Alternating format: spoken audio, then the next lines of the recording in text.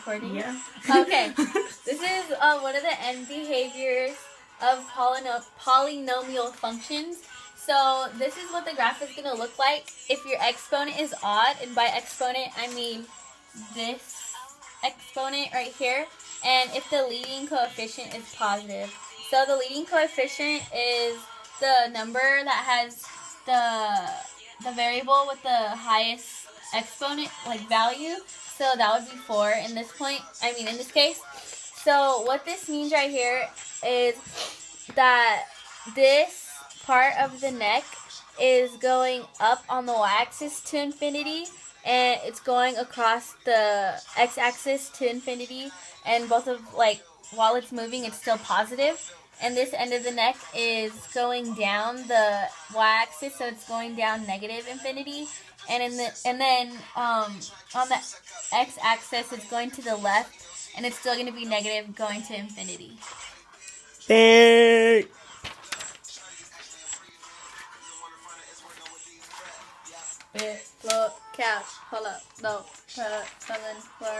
I'm gonna spend Valentine's Day with my ex.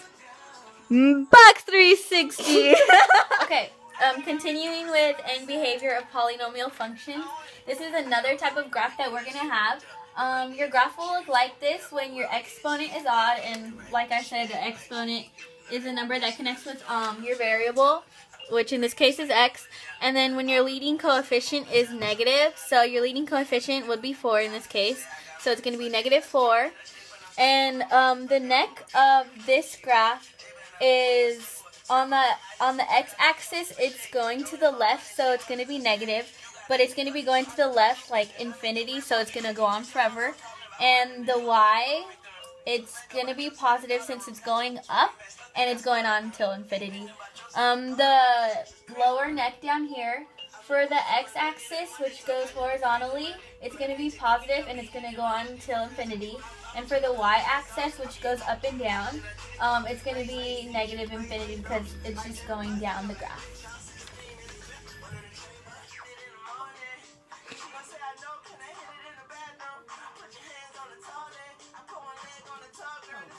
Okay, so the next end behavior we have is going to be this graph. It's when your exponent is even. So our exponent here is even. It's 4. And then our leading coefficient is positive. So that's positive. So this is what your graph is going to look like. And then... I'm like trying to get up. So this end of the neck... Wait! I'm like falling all over the place. You should put that in there. Okay. Alright. Okay. So x for this neck, x goes horizontally. So it's going to continue this way till infinity, and it's going to be negative. And then for the y-axis, it's going to continue up, positive, and infinity.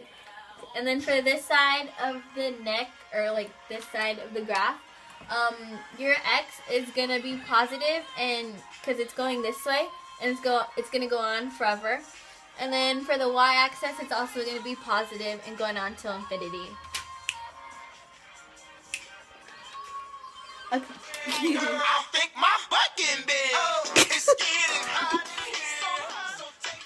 Okay, so this is going to be our last type of end behavior of polynomial functions. So in this graph, your exponent is going to be even. So this is going to be our leading coefficient and our exponent. So our exponent is even because it's 2. And then our leading coefficient is negative, so this is going to be negative 5. So in this graph, for this side of the neck, your x is going to be negative, and it's going on to infinity because this is like the negative side of the x axis. And then for the y, it's going down, so it's going to be negative, and it's going down forever. And then the x-axis on this side of the graph for this neck is going to be positive, and it's going to go on to infinity. And then the y-axis is going to be going down for infinity. It's going to be negative. Like a music video. Alright, what's up? Okay, so here we have 2m plus n to the cube. So that's just 3 2m plus n's, in parentheses, of course. So you FOIL 2 of them and you leave 1 on the outside. So this is what you get after you FOIL them. And then this is you're going to distribute this into that. And you get 8m to the cube plus 8m squared n plus 2mn squared plus 4m squared n plus 4mn squared plus n cubed. That's a lot. Okay. And when you put your terms together, thank you, you get 8m to the third plus 12m squared n plus 6m squared plus n to the third. So now I'm going to show you how to do that with Pascal's triangle, because Pascal's triangle is a triangle of numbers right here. So these are the numbers, but you have to start with 1 on the outside of. Okay, so here's 1, here's 1 and 1, here's 1 2 1, and here's 1 3 3 1, here's 1 4 6 4 1, here's 1 5 10 10 5 1. But you get all these numbers because you have to add them to like bring them down. So you have 1 1, so that means 2. So you have 1 2 1, and then down here you have 1 3 3 1, so that means 1. You always have to start at the end of 1. Anyway, that's just how it is. Okay, so after you do all that, you use 1 3 3 1 because you have 3 as your exponent. So you use 1 3 3 1, and you break up the problem now. So now you have 2m cubed n to the 0 power plus 3 2m squared n to the first plus 3 2m to the first n squared plus 1 2m to the 0 power to n to the cubed. So after you do all that, you get this long number, and you break it down, or you put the terms together, and you get 8m to the third plus 12m squared n plus 6m n squared plus n to the cube, which is the same thing as what you got up here. Whoa. Magic. Okay, so this is synthetic division. So what basically happens is you get a number or a term, and you basically have to see if it's factorable. So in this question, we're going to start with x plus 2, and it's asking if it's a factor of this equation, which is f of x equals 2x to the 4th power plus 4x to the 3rd power minus 16x minus 32. So the first thing that we're going to do is we're going to use a zero product property, and basically you're just putting your given equal to 0 so you can find the value of x, and in this case the value of x is -2. So we're going to bring this down, and then we're going to create this box here. And so the numbers you see at the top, like 2, 4, 0, -16, and -32, are the coefficients in your equation up here. So 2, I brought that down, 4, brought that down. And since your exponents go from 4, 3 to 1, you're missing an exponent to the second, so you have to put that in. Even though it's not there, you still have to put it in. So that would just go in as 0. And then you have -16 and -32. So how this chart works is the first thing you do is you bring down your first number, and then you put it under the line. And then with this number, you multiply your first number and then your value for x. And then with that answer, you put it into the next number. So the number I got was -4, and then you add down. So 4 plus -4 is 0.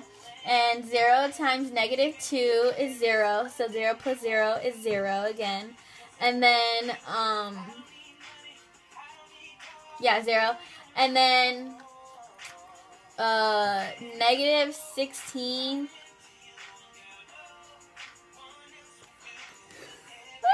What? Wait, how did that happen? You added How is that? Oh, kidding. Okay, so you get 0, and then 0 times -2 is 0, so you just add down -16 plus 0 is -16, and then -16 times -2, you get a positive 32, and you add down and you get 0. And if you do get 0, then it is a factor. So x plus 2 or negative 2, if you use the zero product property, is a factor of that equation. So this is for factoring, factoring out completely actually. So you have this equation here, and so you have to pull out the common factor that's in all 4 of these numbers. And so in all 4 of these numbers, the common factor is 2. So you take out the 2 from each of them, and it's just simplified that way. And then you have to break up this equation here and that one. So you make that x to the 4th plus 2x to the 3rd, and then you make it is plus negative 27 minus 54. And then you get the common factor out of this, and you get, you take an x cubed out, so you're left with x plus 2, because there's x cubed there. And you have x plus 2 there. So here you have x to the 3rd minus 27, x plus 2. And so negative 27 would just be negative 3 to the 3rd power. And you're still left with x plus 2. So now you have x to the 3rd minus 3 to the 3rd, which equals x minus 3, and then x squared plus 6x plus 9x plus 2. And then that is what you get for your answer. Roses are red. Violets are blue. If he's busy on Valentine's Day. The side chick is you. Ooh.